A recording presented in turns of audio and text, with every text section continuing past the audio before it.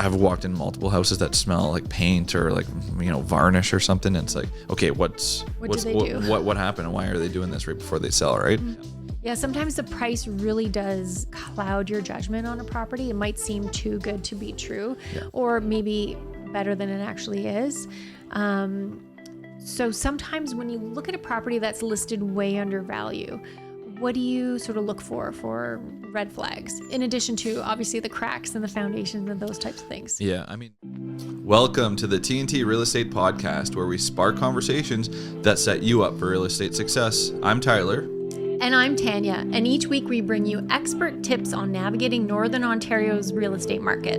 Whether you're buying, selling, or investing, we've got the tools to help you thrive.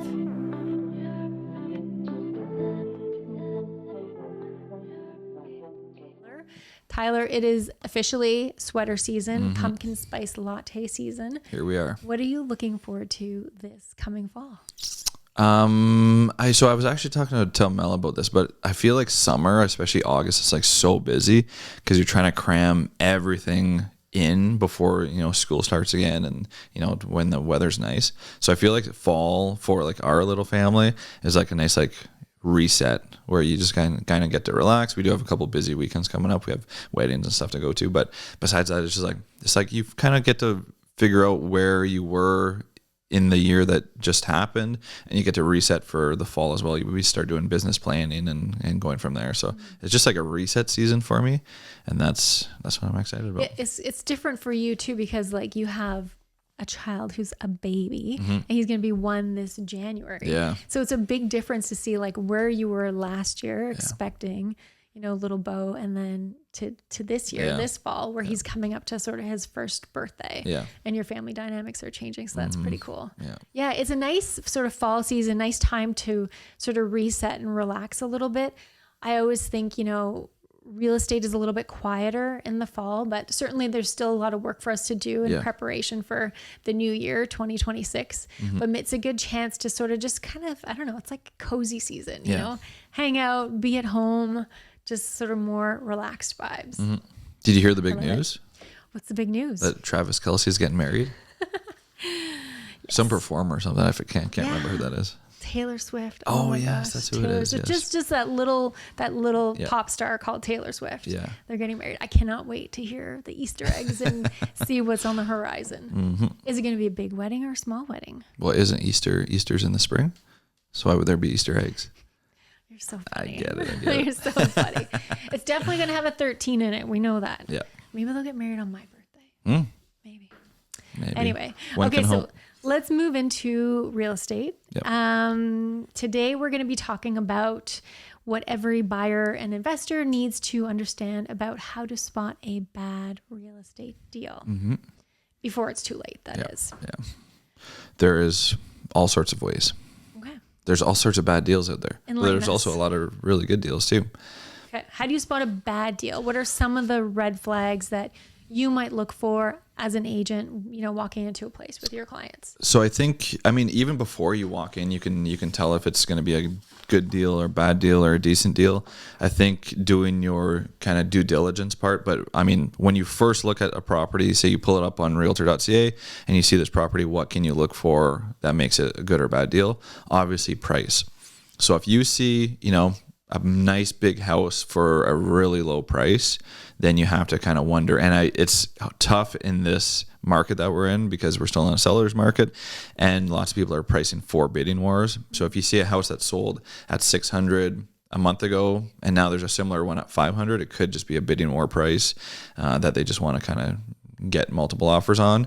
But it could also mean that there is an issue with the property, and there could be a disclosure. So any realtor can see the background and see if there's disclosures on the property, or kind of give you advice on whether it's a good deal or a bad deal. But price is basically number one. Yeah, I think price is a really good indicator of what you're looking at, right? So let's say you have a massive 5,000 square foot home that's on the water listed for $800,000. Is that a fantastic deal, or is there more information that you should know about it? Yeah. That's where, talking to your realtor and your realtor digging into the background and talking to the other agent is going to enlighten you on why the price is 800 as opposed to, the neighbors all selling well over $1 million. And we've seen that often where there's open permits, or maybe there's disclosures about certain structural issues. And, even things that are simple, such as like a wood foundation, might lower the price of one property versus another one. And it's not something you can necessarily decipher just looking at the realtor.ca listing. Yeah. So it's always good to have somebody working for you on the back end to look into what the deals are. Yeah, absolutely. There was one example. Mel and I went to look at a house. It was right before COVID. So I think it was like late 2019, because we were thinking about kind of starting to move up or something. And we went to see a house, and it seemed like a crazy deal. It was a really good price. It was 4,000 square feet, huge, beautiful house. And it was like, I think at that time it was like under 400,000, which now seems like a steal of a deal. And then we went through and we were kind of walking through the inside, and we saw some cracks on the ceiling that were like a little bit bigger than they probably should have been. And we're like, we're kind of had the rose colored glasses on. We could fix it. We'll just put some plaster in there and we're good.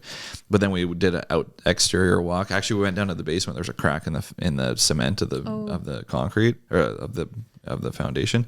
And then so we went outside and did it. And it basically is like half or a portion of the house is like falling off of the rest of the house, because it was like all the cracks were in line with each other.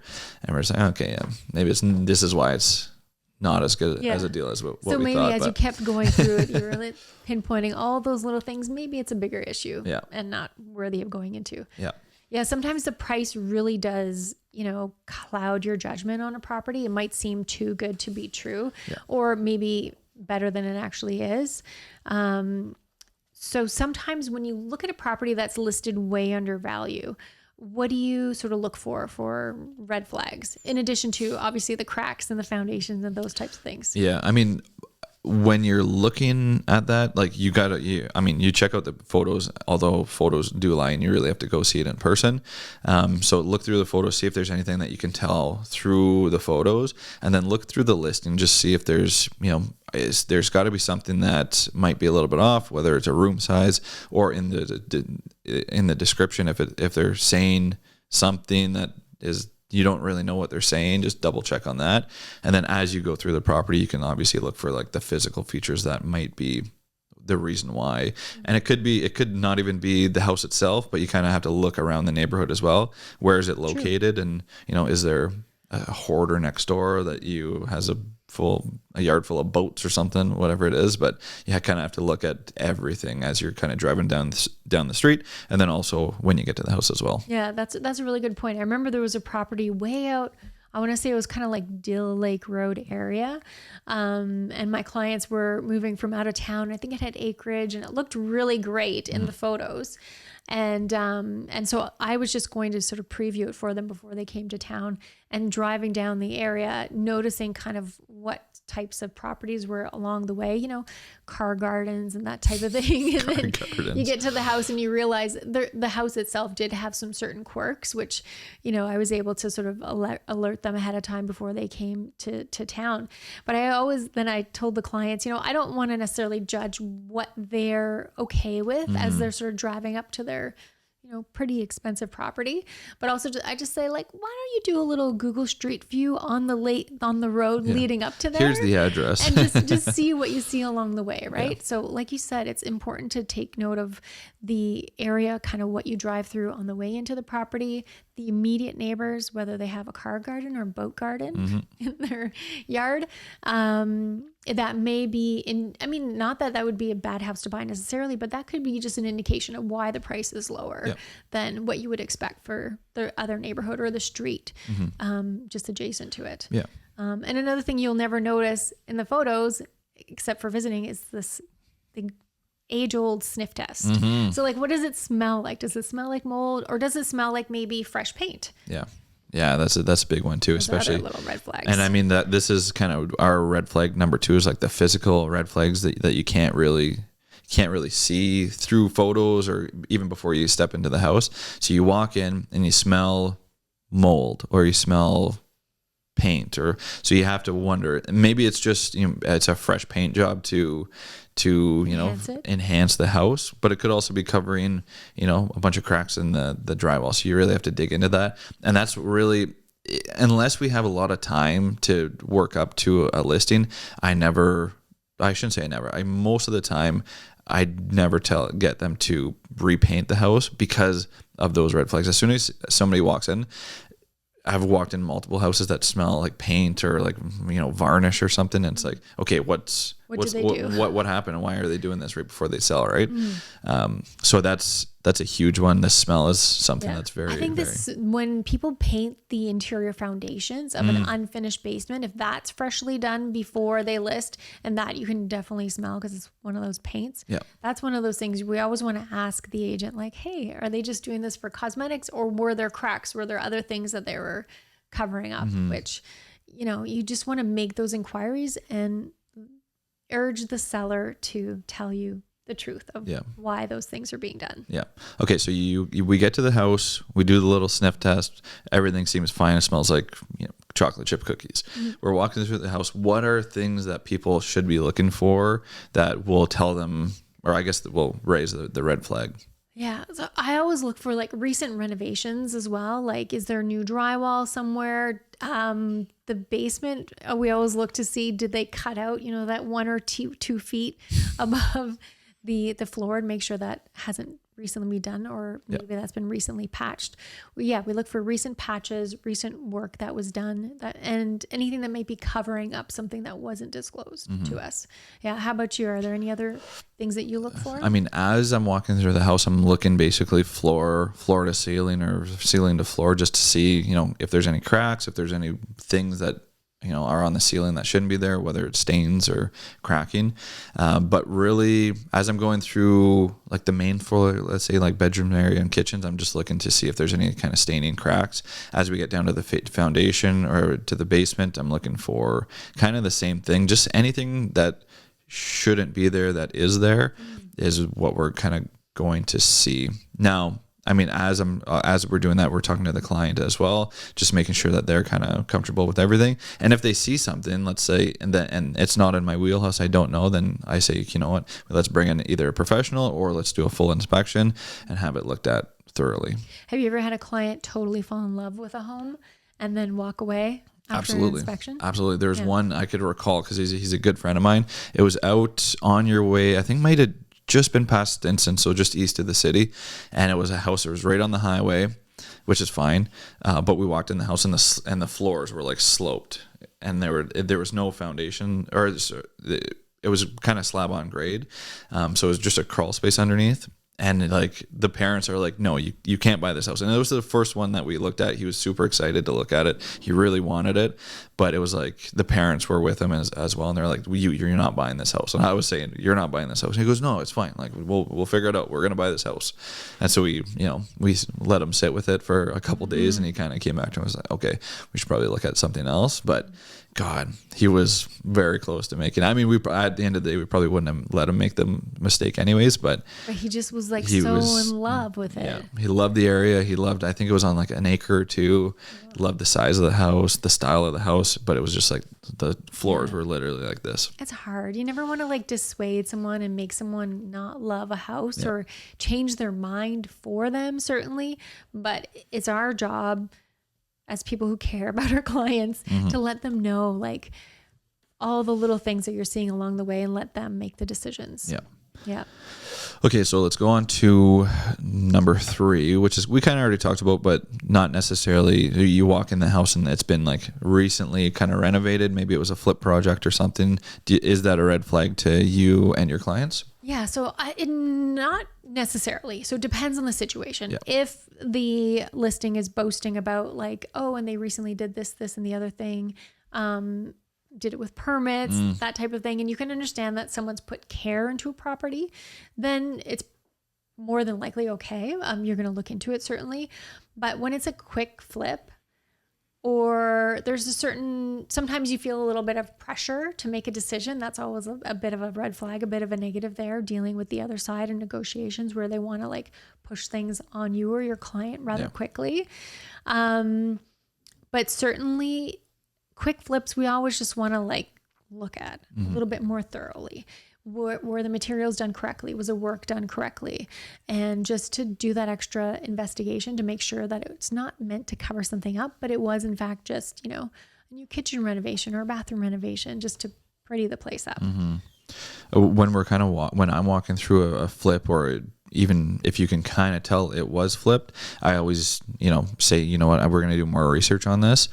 And I reach out to the agent, just say, send me the invoices. Because most of the time, or lots of the time, it was done, you know, DIY, and you could tell that as you're walking through a house.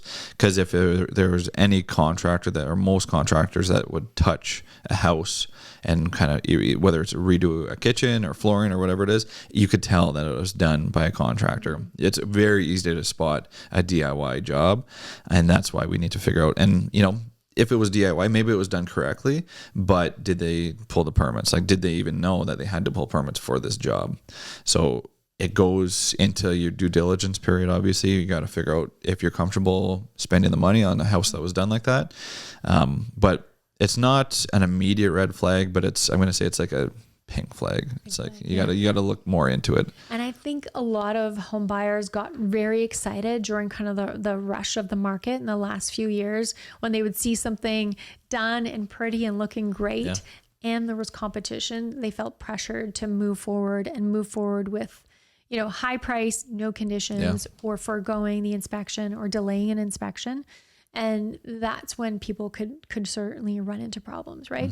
And so it's our job, even if your client's gung-ho and wants to move forward really quickly, that we will ask the questions to make sure we can give them as much information as possible. And I feel like that's a good thing about the holding offers like that we've been doing for the last 5 years. It's like you do get, you know, that, let's say 3 to 5 day period that you can actually do those things before putting in the offer. It's not like, okay, we have to decide right now to go forward without conditions. You have a little bit of a period, which is why it's been nice, even though it's been a crazy market, to have that little extension on time. It's nice to have that time to do the due diligence. Yeah. So our next one is the investment math doesn't work. So for investors, a deal isn't just a good deal necessarily because it's cheap. The numbers have to work out. And what we sort of like to run is like a best case scenario, a worst case scenario, and hopefully you land somewhere in between there, right? In those numbers. So what is your thought with dealing with investors and looking at properties that perhaps are tenanted, maybe there's a vacant unit, or maybe they're both occupied?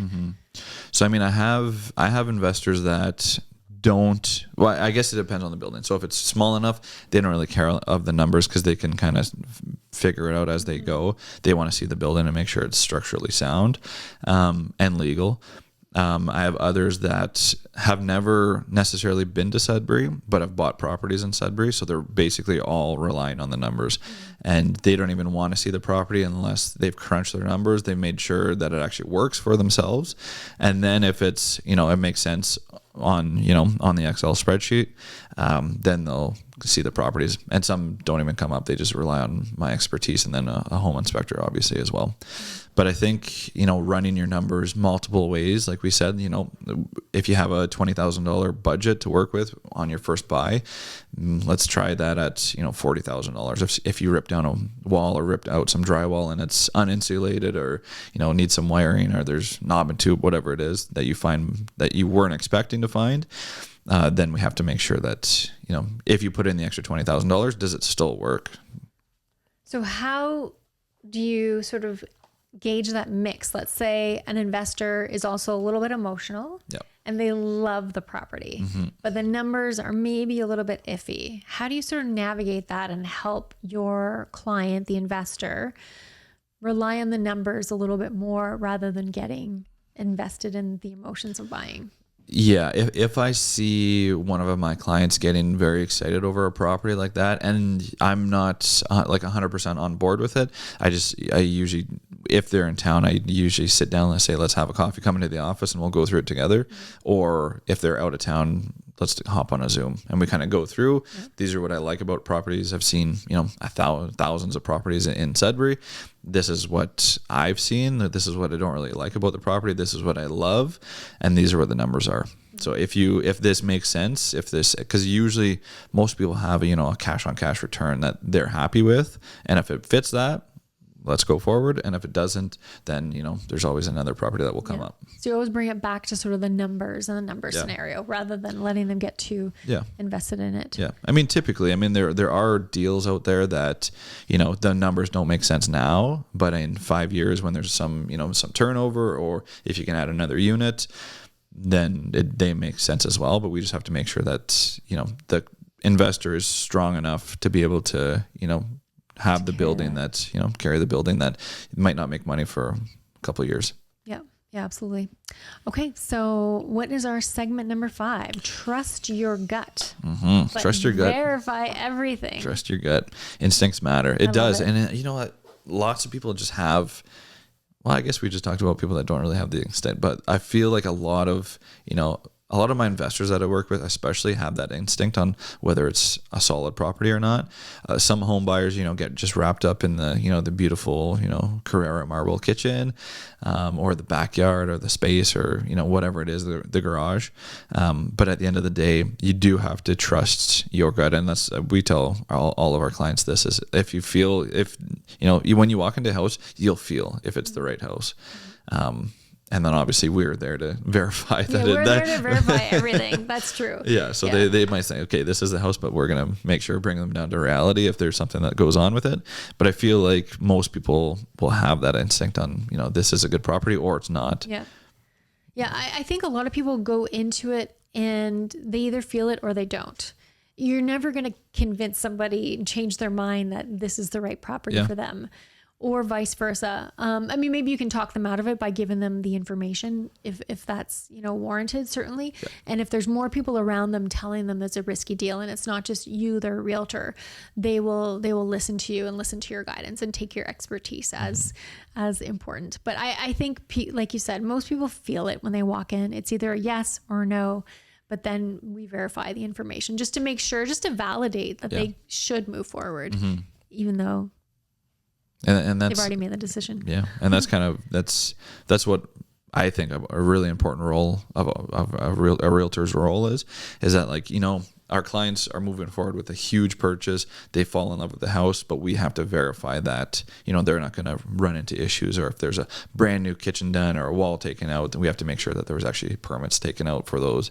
And sometimes it's a hard conversation to have for us when we're, might crush people's dreams or bring them back to reality.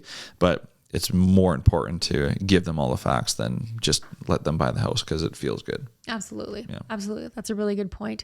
Yeah. Sometimes our buyers feel a little bit rushed because they don't want to miss their opportunity for this street or this kind of square footage or being on this lake, and they might overlook certain red flags. And it's our job to bring those red flags to surface for them.